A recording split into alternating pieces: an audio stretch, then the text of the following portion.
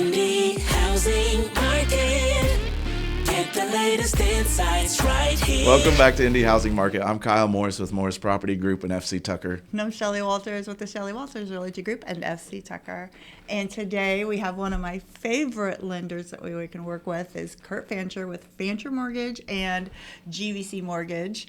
So thank you so much for coming on. Kurt and I have worked together for 18 years. He was the lender that I walked into at Keller Williams when I was there, and I sat down with him and I was looking at him. I had a closing the next day and I handed him the settlement statement, and I'm like, how do you read this? Because I was supposed to call my buyers or sellers at the time and say, like, go over it. Go over it. And they're like, I'm supposed to go over this. What does this mean? And Kurt was leaving. It was like 4:30 in the afternoon, and he's like, sit down, we'll figure it out. I think it was later than that. Yeah, I remember it was late in the day, and you... You're like, what's a TIF fee? Well, that wasn't there back in the day, but I had no clue. And he's like, sure, let me help you. And I just want to say, 18 years later, he's my lender. So were you there? Were you like their in-house? Okay. What is KW's in-house lender? I don't know. Now it's cross country, I think. Cross country? Okay. So you were there, and then obviously you'd probably been there for a little while, and then you went out with, I don't know how many different places you've been or whatever like that. Because I know that there is very similar in lending the way it is in real estate, where there's a lot of kind of headhunting and I don't even recruiting, I guess we'll call it, so especially somebody like you, you're like LeBron James out there, like where everybody's recruiting you, I do get a lot of recruiting calls, but I just, if I don't know the number, I don't answer the phone. If they leave a message and it's a recruiter, I'll, typically either text them or send them back, say, I'm not planning on making any moves. Is your, tell us, how long have you been doing this? I started February 4th, February 2nd of 1994. And I love that you remember the day. Well, there's a reason, because my daughter was born on January 4th, same year. So, and I had a good job with a local trucking company. I was a sales rep. Had a company car, expense account, and decent salary at the time. And I just was so tired of what I was doing.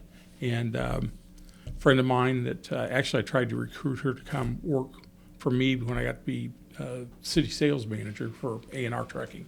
And they're no longer around, by the way. But she came in and put her year-end pay stub down and said, are you interested?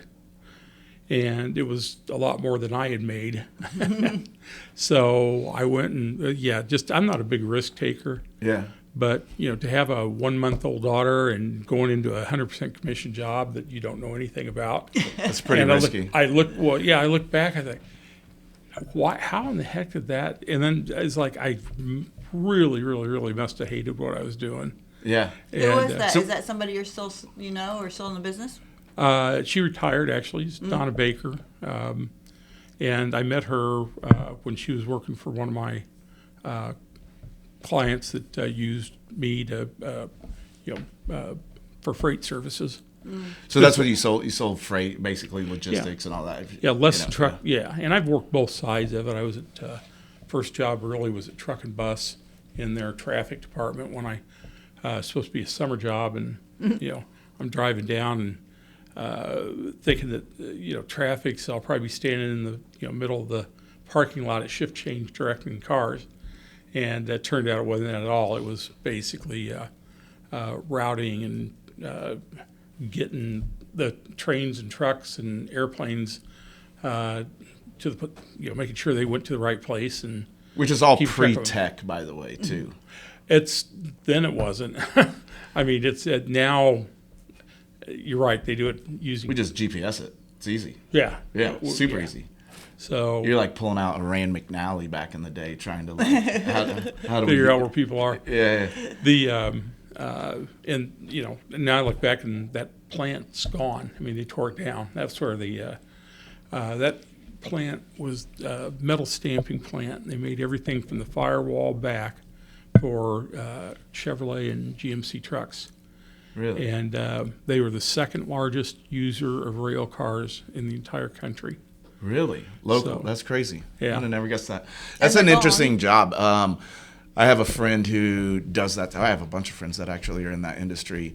And one of the interesting, I used to coach football with one of them, and he said, so when they ship Coca-Cola syrup, right, it has biohazard on it, and it's not allowed on all interstates and all roadways because it's a biohazard because it's so acidic if Yeah. it were to have an accident and spill. Have I you did not know Coca-Cola? They show that all the time, Yeah. where it eats things, so you drink it. Battery you think- acid Yeah, and you're all like, this well, other I stuff. drink that drink all the time. But it's so good So when it's changing really over cold. to mortgage is a huge change. It was. I got into it and just never looked back. Yeah, you're glad you made the change, obviously. Oh, absolutely. I mean, not just monetarily, but thing I like is no two deals are alike. Yep. And I'll never say I've seen everything because every month I've seen something new I haven't looked or seen before. It's strange that it's true, but every time I've ever had a new assistant or something, that's the first thing I always say is when you start that first deal, it's like they will never be the same. And it's so there's always something. There's too many human beings involved. Yep. But who do you think is one of your main persons now that you work with or you look up to, or do you have any role models right now, or are you everybody else's He is role model? everybody's, yeah. I don't know about that, but I know Gotcha. you've been a huge instigator in my business, 100%, and of course my family too. So you've just been very helpful in my business. yeah, I'm trying to think. I mean, I have to think about role models. That's funny. I wasn't expecting that though. There's a lot of people. I that just have helped wondered, me over since the you years. jumped into mortgage without any background, like who, like. Well, Donna would have been for sure at the time. I mean, she trained me. So I mean, at the time we worked for American Equity Center. They were a broker, and we sat, literally side by side in like almost a little hallway between the two. They had two office spaces together. She taught me how to do things right, where a lot of people really don't. In my business, just kind of half-ass it. And Which part? The customer service part, or the underwriting part, or the data, the information, the questions? Which part do you think they half-ass? data, Data. What you Information. need to get all of it? yeah, try and get, what you need Yeah. to do a pre-approval. Unfortunately, there are people out there that will do a pre-approval with just, talking on the phone, how much money you make, okay, and nothing, no backup, no. And when I do a pre-approval, have reviewed income, assets, credit, run it through an automated underwriting process, and gotten approved eligible. Yeah. And then I'll send a pre-approval letter, and then with general, like, okay, here's the top price, what they'll qualify for, or what they say is the maximum they want. And then from there, when they find a house they want to do or make an offer on, I'll change that letter. Instead of a TBD on the address, I'll put the actual address on, and then I take the dollar amount off. Do you think more people call asking for a purchase price or a monthly amount? People buying? Mm-hmm. A little bit of both. Most people, especially first-time buyers, It's are monthly, more interested probably. in the what the Monthly would be. monthly. Yeah, they want to know what that payment's going to look like. Yeah. Yeah. I think Yeah, once I you've think bought that's- one, you probably yeah. have a ballpark-ish. Yeah, first-time home buyers for sure, because I know that when they come and they say that they think they want to buy a house and they give you that price right now, have you talked to anybody yet? And I'm like, you need to speak to somebody and have these numbers all Yeah. ran for you, because you're saying you want a $300,000 house. What does that mean to you? And you they want to keep don't- your payment around $1,400. But they don't even know that. They just pick a number out of the Yeah. thing. And that's But- what that's the first question I ask when we have our consultation call, which used to be face-to-face all the time, but now it's pretty much all Zoom. well, or nobody even phone. comes to closing anymore. Yeah, it's It used to be all the lenders would be at the closing, and don't see that anymore either. yeah. I try to get I was bad about it after COVID. Right. I think that's what stopped it. Yeah. After COVID, everybody just kind of like, oh, that worked. So yeah. It worked not to come. But after the COVID and stuff, it's like, okay, what, driving for what? Do the same thing on with the Zoom call. It's not the same. No, but people are used to it. It's just easier. Yeah. So you were talking about the pre-approval. So like the pre-qualification is still out there. So can you explain to us, when we're a realtor, so we can talk to other people about this, the pre-qualification versus a pre-approval? Because a pre-qual is worthless, isn't it? I mean, it's just like, in my opinion, yeah. Yeah. Because what you just said, your pre-approval steps. There's no verification with the pre-qual. There's nothing. Right? I mean, it's all verbal, basically. Typically, yeah, it's all typically be all verbal. Yeah. They're just going by. And then maybe a soft pull on credit max. Maybe. Yeah. Probably not at that point. So how do we know what the pre-approval is? You were saying some people don't do as in-depth as you do. How do we know when we receive a pre-approval how much they've done, where they're really kind of maybe very close to a pre-qualification, not a pre-approval? How can we protect our sellers in knowing what they've done? Because we can't ask those questions, right? I can't call you and go, how much do you know? That is something I want to talk about, but I'd say just send them all to me. Well, if it's my listing or anything, just because you do. I know. mean, you basically do partial underwrite. Yeah, to a degree. I mean, it goes through an automated underwriting process.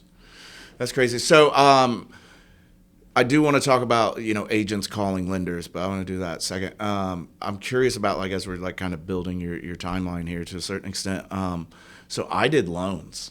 I did loans in like 2007. Oh. Yeah. Yeah. And I felt bad for like a year after everything happened because I just was not educated enough on what I was doing. And I didn't even know enough to know I was uneducated, right? Like I thought I was helping people.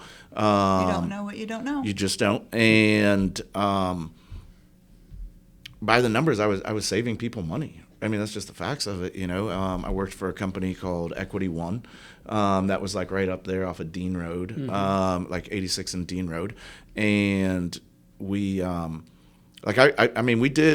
asked all the questions and everything, and we didn't necessarily put everybody on arms, but there was a lot of arms, and it's just crazy looking back. I can remember we had bought our new house in August of 2008, and then in September they said, hey, we're going to close the branch here and we want you to move to like Kansas City basically or something like that. I was like, hey, I just bought a new house, I can't do this. So I got out of the industry.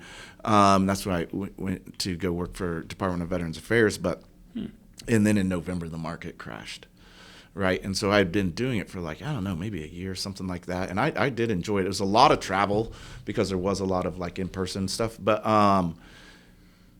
it's just interesting to see all of the rule changes, with like Dodd-Frank and all this other stuff. And, like I'm lucky enough that I was in a weird piece of that back then, that when I talk to people today as an agent and people have concerns with like stuff, I can be like, well, if you actually look at Dodd-Frank and all this other stuff, there's a lot of protections these days.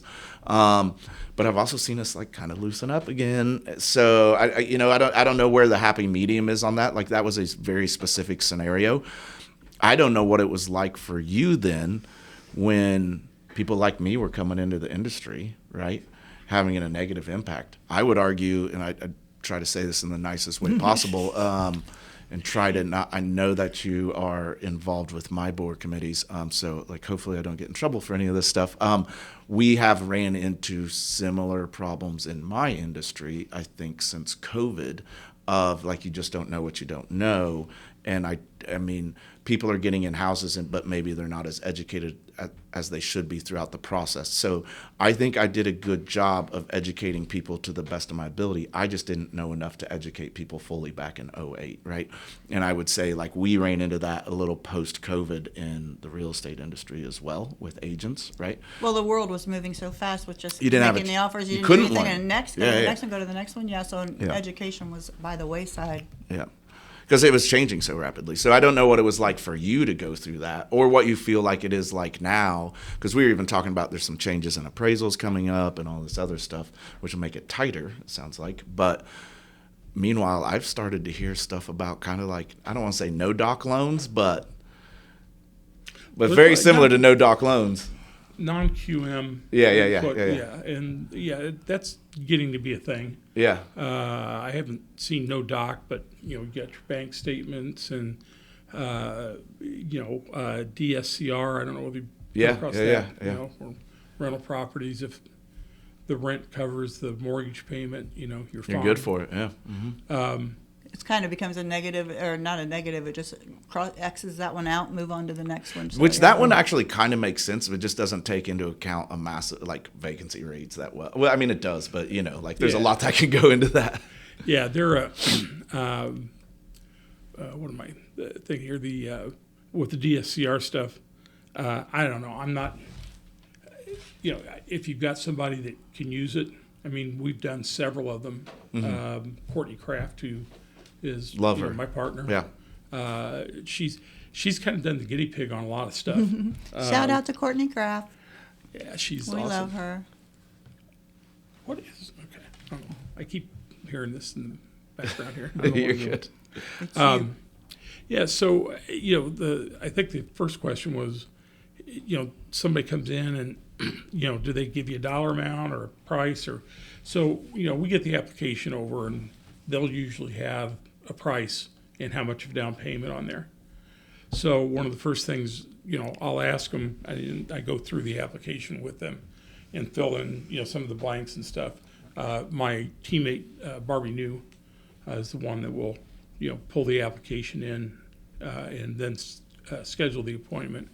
And she's awesome. I mean, as far as even income and stuff, she's been with me 14 years now, I think. So that's my work wife. Yeah. So I tell people my name's on the door, but it does not mean I'm in charge. So At least you know that. yeah, the things I've learned. But that's what I'll ask when I see that number. I said, so how did you come up with this number? And most of the time they say, well, we just been looking on Zillow, and that seems to be about the price range and stuff. I said, okay. Okay, Zillow throws out what your projected monthly payments is now. Do you know that? Yeah, I've been on there when I do. I don't go to Zillow unless it's a non, FSBO or something. Yeah. It's not in the BLC.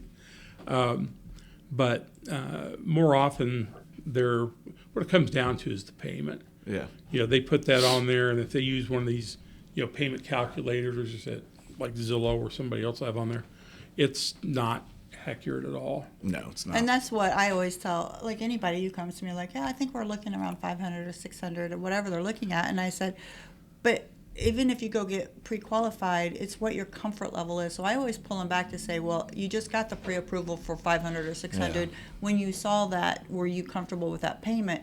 And I don't know how many times they're like, oh, no, we only think we're going to go to 450. So That's what. you need to be very careful of when they're throwing out numbers. You don't just set up that search and start going, because their payment is to me, that's their most important thought. You're right. So usually if they've got a dollar amount down there, I said, well, let's just see what this looks like. So if they got 500,000 with 10% down or whatever it is, we'll go through and then I'll estimate tax. Well, I'll pull up taxes. Taxes and insurance. Insurance, it's a wild guess. PMI, and if there's HOA, I mean, usually if it's a listed property, I'll pull the BLC on it and get the information from there. Always double check the taxes on those, though. I don't know.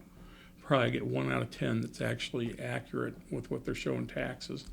Well, because this year they've just gone up. Right, but the thing is everybody needs to realize that information in the MLS was input by the agent or the office of the agent, and it's deemed accurate, not reliable. So I don't know how many times I pull up because it gets input from the last listing, and they just don't change from the last listing. And like if it's 2025, you still got 2021 taxes on there because nobody changed that. That takes 2 seconds. I know, that's a lazy agent. Yeah, well, it's circling back to trash in, since trash COVID. out. That's so.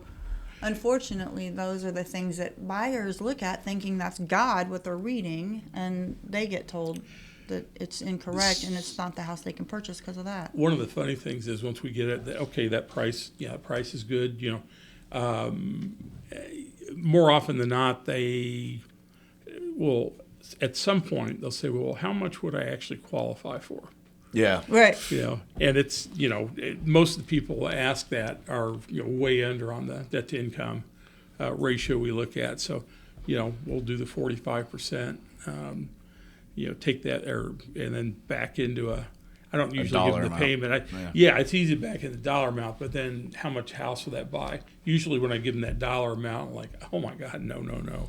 So can I ask you in regards to that problem with the taxes, is sometimes the taxes switch from 1% to 2% due to whatever they're doing, investment or flip Homestead. or whatever. Homestead, So the yeah. homestead's not on there.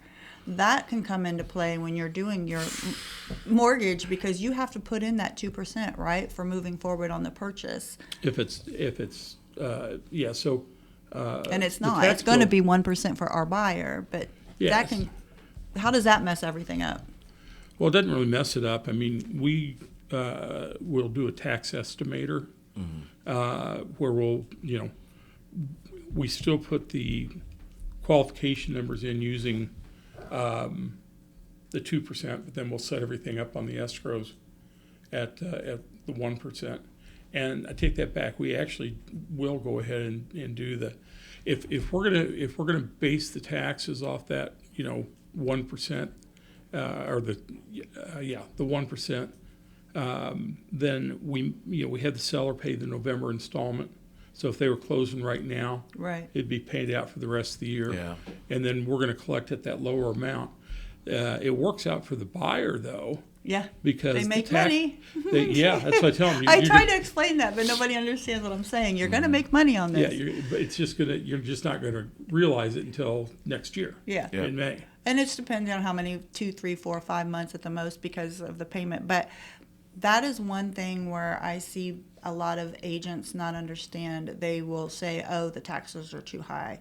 That's going to be a problem for you. They need to understand that that's the current situation in your buyer if they're going to have a homestead. So I hear that. I just heard it yesterday. I got a phone call. I have a listing, and this is why I kind of brought it up. And I put in the agent remarks, it is at 2% due to the fact of the seller not having a homestead. Your buyer will get a homestead exemption on this. But I don't know how many times on this specific house I get calls and said, oh, well, the taxes are going to be a problem for this buyer. I'm like, oh Hold my up. gosh. You had to explain that? Yes, we do. That's crazy, dude. I mean, Yes, it's not. I still get that's phone calls so even if it's crazy. explained in there. That takes me like 2 seconds to figure out. No, I get calls on this listing No. It's all the that easy. time. It's just people are that lazy. That's insane. So okay, That's what I'm so saying to I hate to say it the because like lender. you're right. I have heard that, and it's bad like for it's not buyers. rocket science. Like I it's know. literally 1 or 2%, and if it's 2% because there's no homestead, it'll be 1%. Once you put like your worst hit is going to be for a year, and then it'll go down. Right. Blah blah blah. Right. You could even ask for potentially the credit to help cover it from the sellers or what. Like there's just so many options there, Mm-hmm. and it's not even a thought process. Basically, it's so easy to figure out. That's insane. Unfortunately, some people do not understand that. Well, the other thing. That's too, why I like Tucker because we teach all this stuff. But that's the one thing I really like about what I do, especially working with first-time home buyers. yeah, you get It's yeah. explaining. I've got a process that and even a buyer's first-time home buyer guide that's 4 or 5 pages and just kind of explains what I will tell them in person and I try and be really thorough in explaining. So there's no surprises. Well, one of my lines is I like surprises, just not when it comes to mortgages. Yeah.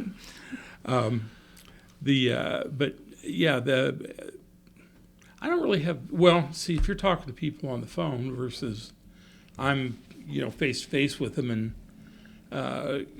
I'm showing them what's going to happen with on the taxes. Right. But That's that probably is something I guess I should say is you should have a pre-approval from your buyer, so have them talk to their lender to understand that. It's like I wish I could just talk to both sides of the transaction all the time because I'm like, we could make this so much easier.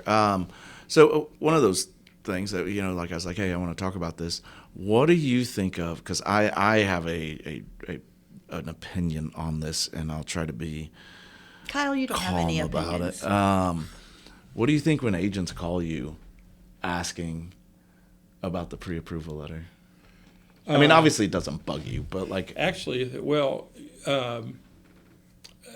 if I know you're making an offer, I usually call the listing agent. see, I like that. That's awesome. But that's about communication, not the. We're all going to become a team in the deal, right? Like, why Yeah. can't we talk to each other? So but I like that. So it's interesting because I've had lenders do that, and I love that because I just want communication.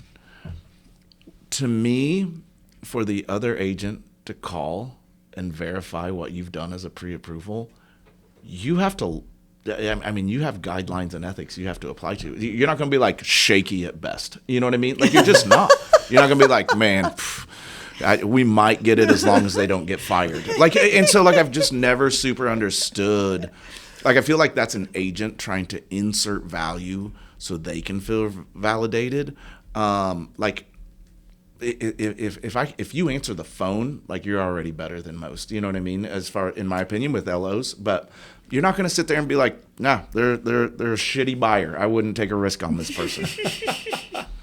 So I don't know what they're asking. I guess. Yeah, questions like that should be handled by the lender, right? Yeah. Well, here's the thing I say when we start a process with a purchase agreement and we've just accepted it, there is nothing like getting an email immediately from the lender and saying, I'm looking forward to working with you. Yeah. Gonna have Then a I've great got all their transaction." contact info. But just to I've got know an email that chain. they're involved because there's so many loan officers. I don't ever hear from them. I have to beg for updates, and Can't get them to answer. it's just such a different process. And like I said, we're all a team getting to the closing table. I don't understand why there's like, no, I can't talk to you because I'm the loan officer and I'm on this side of the table. There's one national one that I don't. I generally won't say no. I don't have a problem with a lender, except for there's one in particular, and I don't even think I'm allowed to say that on this podcast. But that I will encourage them to try to find somebody else because response times are garbage. You never get somebody on the phone. If you leave a message, your best case scenario is a phone call back tomorrow that then I have to be perfectly available to notice, To you know what I receive mean, it. to receive it, or then I lose another day by calling back, leaving a message for them to call the next day, right?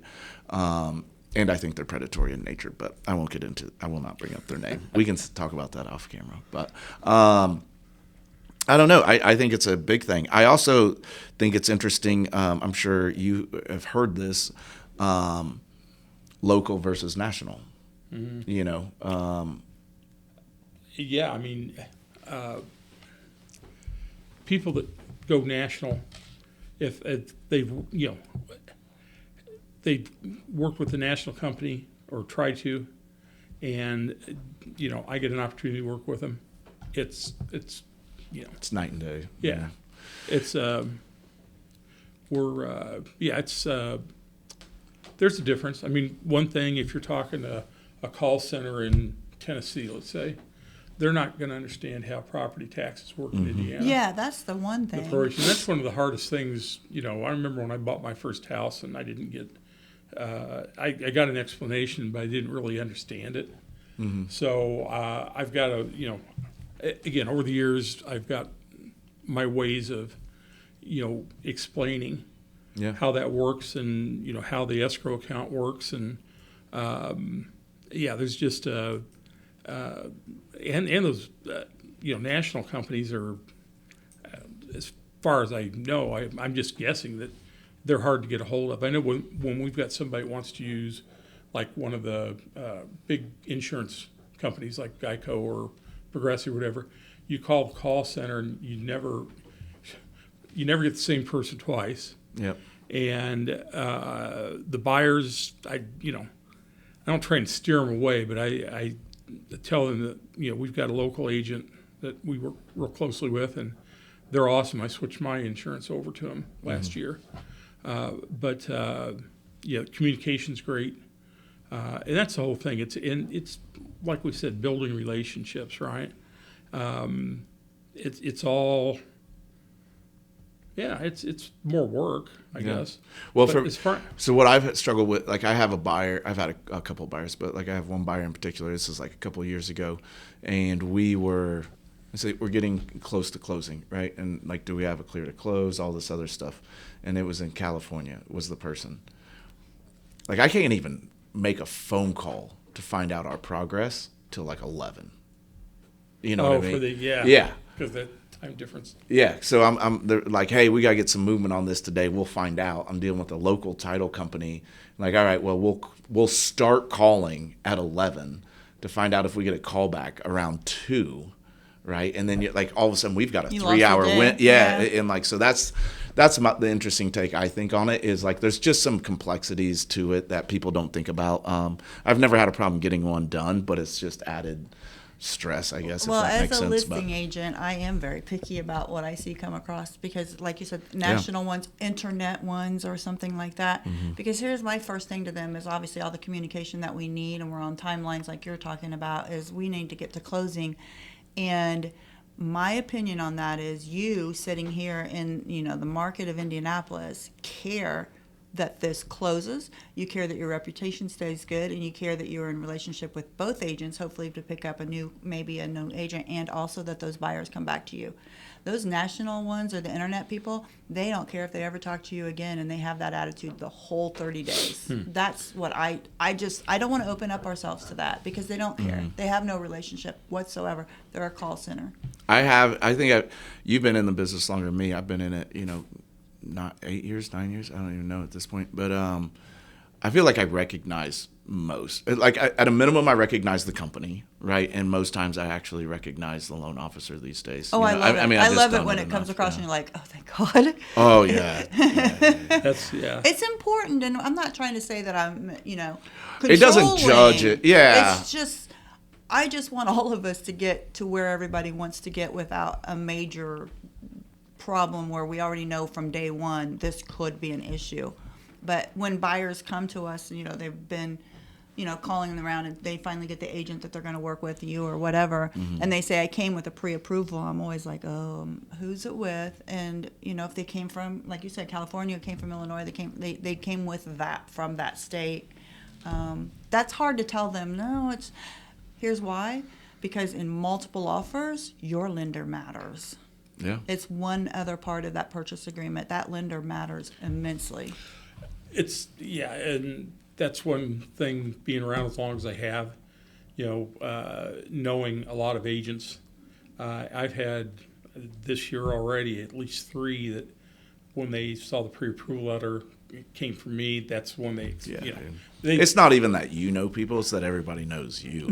Yeah. But it's because you've earned an amazing reputation by just doing the right thing over a long time. Yeah, we'll always do the right thing, and I think always tell people the truth. I was going to say, I think that's a really good segue to talk about the fact that he's on our board for my board. Yeah, dude. Because that's of your why reputation. I'm watching what I say. Man. Yeah, right. We got a board rep here. Not trying to get him in trouble or me in trouble. Like, you've been so involved in my board as a lender, starting with back in the day. I know Northside, my board division. So, thank you for that. That's it's interesting because it was at Keller Williams, and Julie Downey and Katie Griffith were both, big on the foundation. Yeah. And so I got involved in the foundation for years, just work on committees, and the first Feed the Fight that we did at the airport. And, but then just got into leadership there, and I went through Real. I think Real was the if I look back, that was the number one thing that I think has affected my life and business, my business life more than anything. I mean, the people I met, the stuff we found, we learned, and just the current class is graduating tomorrow, so they'll come in. You guys remember you had a project or 3 different ideas that you brought, and the board your final will be exam. There and basically critique a little bit and stuff. I thought last year's group was really they were tight knit. I mean, I think I look at our group, and gosh, when this board, there was 4 of us from my class on Really? the board of directors for my board. Well, that's So- what REAL's all about, is Real Estate Academy of Leadership, is to try and groom people to become leaders in my board. In our industry. I know I was telling Kyle multiple times, you've got to do Real, so he finally I did. put his name The one in last for that. year, my team member Jacob was on that one, last year's graduating class, and I pushed my people to do it. I would. It's interesting you say that. Like, I was doing fine before I did that, and then Shelly really pushed me, and Nancy Smith really pushed me to do it. Mainly more Shelly, but This Shelly or this Shelly Shelly. Specchio? This Shelly. No, I didn't really even know Shelly Specchio at the time, you know. I think that was the cool part, is getting involved. Like, I got to know her, but Yeah, Shelly was in my Real class because Yeah. she was new to my 17, board. right? Yeah, 17. it's been massively impactful to me in so many, like, the relationships and, like, involvement, and, you know, I'm Knowledge on the, is crazy. I'm on the Realtor Foundation board now. Like, have you ever done the Realtor Foundation board? no. I just found my replacement. Anyways, I'm the chair of Northside. Northside. Yeah. That's interesting. Vice So, chair. Couldn't speak. I moved up and was ended up being the president. Yeah. And I think I was the longest. You're only supposed to be able to 2 consecutive terms, but I filled out a term that already had 2.5 years left on it, and then got elected for 2 more. So I was actually, like 9 years on the Realtor board. Foundation. I love being on it. But I think it's because of Real and you pushing me into that. I would say my exposure within the industry has grown massively as a result of it. And when I was in it, I didn't think it would do that. I'll tell you this, it opened my eyes to the industry significantly. It made me want everybody on my team to be a part of it. I would say the very next year, I didn't really kind of notice the effects, but it has massively snowballed ever since then, I guess, if that makes sense, just because I am more aware of the industry, so I am more involved, and I want to have a direct impact within the industry that I work, right? Because You don't know what you don't know well, until you and there go are into bad Real. actors. There are bad actors. But talking about Feed the Fight, we haven't done that recently, right? No, Yeah, that was so fun. I remember one, I remember 2 or 3 of them very well. They were just What's fun Feed the parties. Fight? It was a fundraiser for the foundation. Yeah. Basically, it was we'd get restaurants to come out and have food, and then we did it as a fundraiser for. We had 50-50 auctions. We did that at the Delara factory in Speedway 3 years, but every year it got harder and harder to get people Restaurants. lined up to come in. One year we had Jimmy Doolin. He came and did barbecue. That was his thing, and this was out at the Fishers Airport. Yeah. And we outgrew it, that place. So we went to Delara for 3 years. We went down. Is that the one with the cars? Mm-hmm. That was so fun. Everybody liked that one. Yeah. All the We did different a styles of casino cars. night down in Greenwood. What's the place? I can't remember the name of it now, but it just got harder and harder, and we weren't, all the work, and we weren't really getting the return on it. Yeah. okay. Uh, Gabby tried to kill it a few years, but we wouldn't let her. But finally, Like, it's a lot of work for not that much. well, the last year we did it, that was at that car place that they had downtown, not the Delara factory, but they had people have classic cars and they were storing them there. Mm-hmm. And they had a race simulator that was really cool. I couldn't believe people let people walk around their classic cars in that place. I couldn't believe it because a lot of people don't Like at the understand you Stutz? don't touch them. No, it Oh. was just this place where they store their own I classic can't remember. cars. I can't remember what name It's it kind of was. like the new Ray Hall location. But yeah, it was. It's been replaced by the Streamathon Yep. and Okay. Real Challenge. and Real all that stuff. Challenge, and Yep. so I'd love to get you involved. Just saying. Northside's keeping me busy. yeah, it's I'm always interested in helping out however I can. I've always thought the hardest job of the things I've done was chairing Northside. It's kind of like herding cats. Yeah, I can imagine. Yeah, they're making some changes on it stuff, but now, I was doing the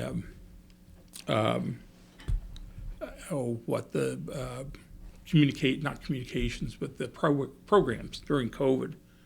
And remember, we had the Zoom, Zoom meetings. That's very We'd hard. That's very hard. But it's funny because the attendance at the Zoom meetings was a lot higher than the people that were coming in person. But the other thing about the divisions is it's a great chance to, Meet other peers and your friends and stuff like that. So, and the trainings are always really good too. So we just getting the word out, trying to help people understand what the divisions do. Being on the board, do you have any secrets that we can hear? That's anything going on or different that we should know? None that I can divulge. Oh, you know what I want? I want a statewide MLS. That's what I want. That would be great. Yep. So we got see. one added. We got Irmels added, didn't we? Irmels, I'm a member of both. No, not Irmels didn't get added. It's the one in northern Indiana got Yeah. added. So we skipped a whole 2-hour drive time. I would love for that to happen, and I understand the argument for, and I understand the argument against. I think they're both valid. I just, my personal opinion, I would like both, but that's just because my area I cover. So I get it; it's convenient for me. So I'm not out here lobbying or anything. Well, I can tell you it's being discussed. Has been being discussed. But hopefully eventually we'll see it happen. My reason for it is, I just think there's a level of professionalism in this job that is not everywhere, and I have ran into it in some areas, and so for the consumer, I wish they could have different experiences, and then I think that different experience would raise the bar for everybody, and so I think it would be better for the consumer. That's just my personal opinion on it. And I don't know whether it's going to happen or not, but back during the Great Recession, in 07, 08, when you were getting into the business, you and Steve Clark, and there's a whole group of you guys that got in when it was kind of at the bottom. Yeah. And I'm sure I told you, I said, if you can survive this market, it will shift. And when it shifts, you're going to be in a great position. And that's exactly what happened then. And the other thing was there were a lot of agents that were not good. And we kind of thinned the herd. Because of that? Because of that. And I think we may see that again. I don't know. Yeah, it's interesting because I do think transactions are a little bit difficult. We'll go into the stats or whatever. Inventory is a little bit low. Some houses are competitive, some aren't whatsoever. It has been a tough couple of years. More importantly, it has been a fatiguing couple of years. The expectation of timeliness by the marketplace versus us as professionalism has changed, right? I used to be able to be like, yeah, let's go look at a house Thursday, and during COVID, that was no longer an option. And it's back today too. If I see a house hit the market today, I don't know if it's going to sell tomorrow. So you got to go look at it still today. Correct. But there's still some sitting on the market for 120 days. So yeah, average days on market is definitely up. Yep. Slowing, it's coming back down. I was just going to say back in 2008, and I still do this today, is how many agents are in my board this year, and they always throw the number out because I remember in 2008 and 2009, that was a huge question. How many have left? How many have left? And my memory is they were at about 8,500 in 2008, 9,000, and it got down to 4,500 by 2010. Wow. And so that was the big, and I always remember that when people now are saying, it'll thin the herd. Well, that got cut in half. I don't think we'll ever see people just bolt like we did in 2009 and 10. Yeah, we don't have that kind of, the recession was what really, remember the short sales and Yeah, I got certified in short sales because I couldn't stand seeing what agents were doing that had no idea what they were doing, and people were losing their houses because they're like, "Oh, I'll do the short sale for you." Well, in the meantime, they lost their house because the agent didn't understand how to do a short sale. Or if I gave a contract to the listing agent that I had a short sale purchase, we were there forever and never could get it closed. So I got certified to really be more involved in that way too, just to try to help. And they're back. Yeah. I have a buyer sitting on a short sale right now waiting to close. I'm dealing with foreclosures, not short sales yet. A lot of pre-foreclosures. So what do you think will happen? I mean, obviously nobody knows, right? But like with rates, you know, we're sitting here like a month ago. I remember we had this whole conversation of, you know, you were qualified for one thing on a Monday, and by Friday it was totally different. Like rates shot up by like half a point in a week, right? But they've come back down, and then also Fancher is going to be changing here, right? In May. So yeah. As a matter of fact, the current chair, they've got their today he comes out and does his speech, and that's the last one he'll do. Yeah. And then Warsh, it sounds like it's gonna. That's the way my wife. She puts an R in wash. Yeah. So I tell her the new. So I heard that today when they said his name, and I thought, oh, David's going to get a hold of that. And you've even said it to me before too, because I say wash. I can't say it right. I give her a hard time about that. That's an Indiana way of saying WASH. So I heard his name, and I'm like, well, that's the Indiana wash. So I think just some of the stuff that I've done, some of the podcasts and stuff that I watched, that they're saying that. He's been a board governor before, but as the chair, he seems to be more forward-looking, apparently, as opposed to the current reserve board tends to look back. And the thing that's really gets aggravating from my standpoint, at everybody's standpoint, is they'll come out with unemployment numbers. Yep. And then they revise them. Yep. And then they revise them again. And they were so far off. This is really bad last year. We could have had much lower rates, but they were basing so much stuff off that board labor statistics. And it was just, and they weren't even close. Yeah. And then I remember like it was September, October. It was like an insane. And then all of a sudden nobody trusts it, right? Exactly, yeah. So, but he seems to want to move more forward. He wants people that are on the board to talk less. That throws a lot of confusion and speculation when the governors are out there and talking. Even the chair is saying things. So I think I think they want to lower, sell off a lot of the bonds, the mortgage-backed securities that they have, which will help rates. He seems to be more, I think, more in tune as to what needs to be done, but we'll see. I mean, he's not. Time's going to tell. He's not confirmed yet.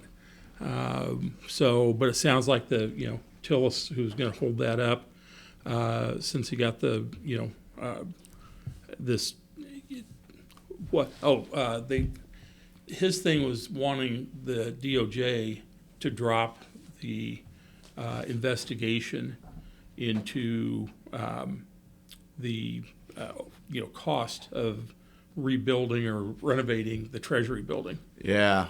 Mm-hmm. So.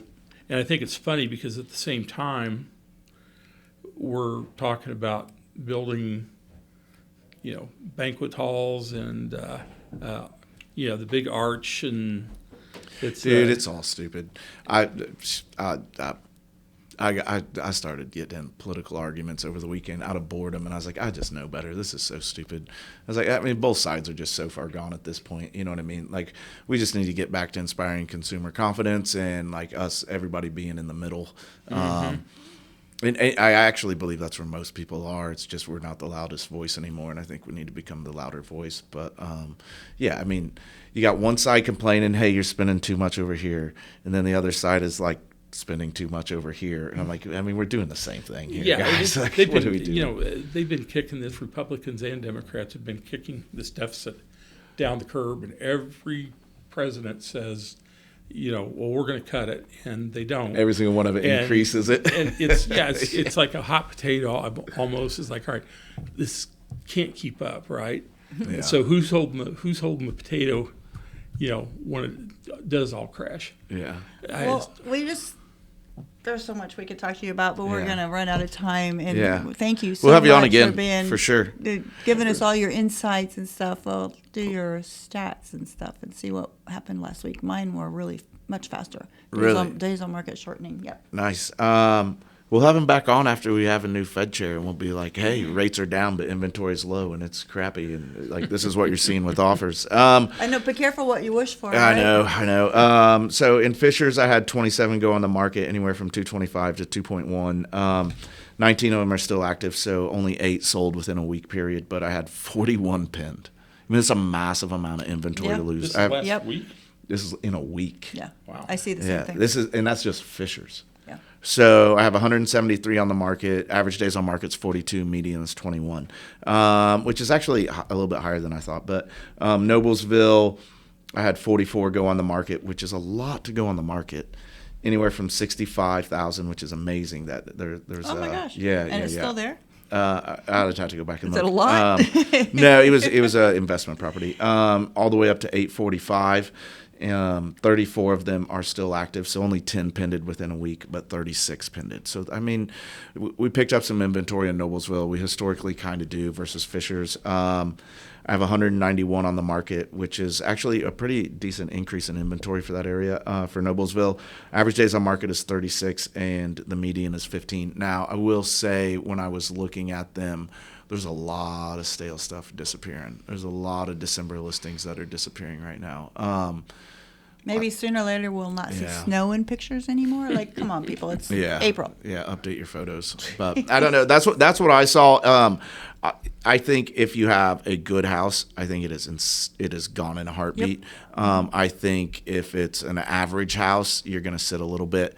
I had a house a week. I wasn't here for the podcast last week, right? But I sold a house in 2 hours, like 2 weeks ago, right? I mean, it was insane. So, and it was just an offer. Like there's no way you wouldn't take the offer. So Yeah, we just had one too that we listed, and we had 16 showings in like the first 6 hours, and we had 4 offers, and we went way above list in Carmel. So it's back, and it's not back on every single house, but you just never know which one it's don't know going to which be. one it is, So yeah. if you have a buyer and he wants to see it today, you might need to see it today, and that's where we were in 21 and 22. It's not all houses, but it's a lot of them. Carmel 41 hit the market. A total of those, 31 of them pended. So Wow. almost all of them. Wow. A total of 46 pended. So we lost inventory in Carmel. And the average days on market for the past 7 days was 22 and a median of 4. And that has been the last 3 weeks. That has been that way, which sped up 2 times. So it was like 40. Now it's just 22. So Carmel's market is super fast right now. especially West Carmel. West Carmel's silly. Sold in the past 30 days, 110. The average days on market for the past 30 days was 23 and 4. So it's staying exactly the same. But those actives, there's 150 sitting on the market with an average days of 93. So the houses that are sitting should not be sitting, not in today's market, because your days on market are going to make you sit there, because the ones that list and list correctly at the right price will sell. And when they don't, they sit there at 93 days. We're looking at 3 months with 150 homes sitting there. So agents really, really look at your prices, because these houses should be selling if we're looking at what's happening in the pendings. Westfield 42 hit the market. 13 of those pended. A total of 36 pended that week. Average days on market now in Westfield is 37, and the median is 11. That's come way down because of all the new builds. That's come way down. There's 139 sold in the past 30 days with an average days of 60 and a median of 18. So it was cut in half this past week to the days on market. But there's 222 on the market right now in Westfield at 72 is the average days on market, but that's come way down. They were in the 90s. So business is picking up and houses are selling. In Zionsville, 21 hit the market. That's a pretty high number for them. 14 of those pended, so almost all of those. A total of 18 did. Their average days on market in the past 7 days was 20 with an average or median of 4. 44 sold in the past 30 days with an average of 37 and a median of 6. So 51 are sitting on the market active with average days 95. So they're, again, sitting on the market, and they really should not be. So look at your actives, you guys, and see what's going on. I think, I want to do some research on it before next week, but I would argue if you're sitting at this point, like things are moving. And remember last year, like if you did a price adjustment, like it didn't do anything. Mm-hmm. I would argue right now, if you are sitting, a small price adjustment does nothing because you've missed the mark on pricing clearly. Right. And so like a $5,000 to $10,000 price adjustment, if you're currently sitting like over 3 weeks, like your option is sit or like a 10% price adjustment. Like I just think you've mispriced that bad if you're sitting 3 weeks, because stuff that is like priced correctly, it is gone in a heartbeat. Yeah. And so I don't know. You don't get a chance to start over. You don't. So you've got to price correctly. Yeah. But we have said it. We sat here, you guys, we can see a screen of houses coming by, and we are still seeing snow in pictures.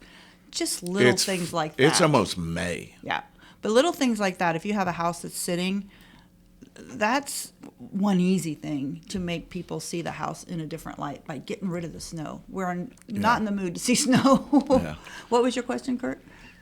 I was wondering, your Zionsville numbers, does that include Whitestown? No. Okay. Yeah.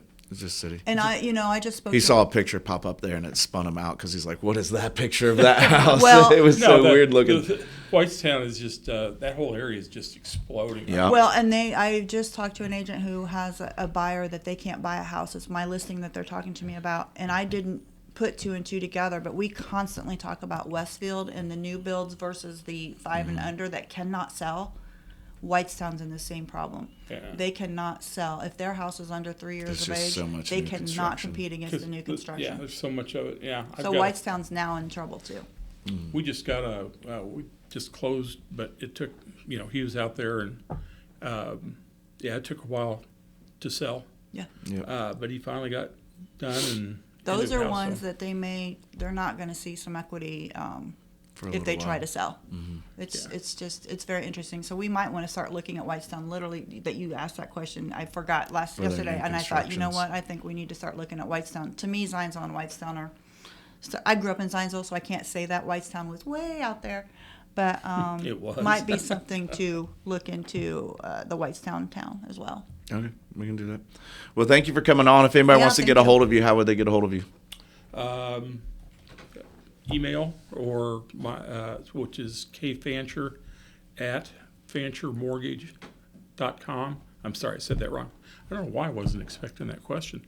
It's kfancher at fanchermtg.com. I was getting ready to fix that for you, but you did it. There you go. And your phone number? Phone number 317-697-8832. It's my cell number. That's always the one to reach me on. Unless I'm sitting doing this, I'll answer it. Yeah. All right. Thank you. I'm Kyle Morris with Morris Property Group and FC Tucker. My number is 317-649-5122.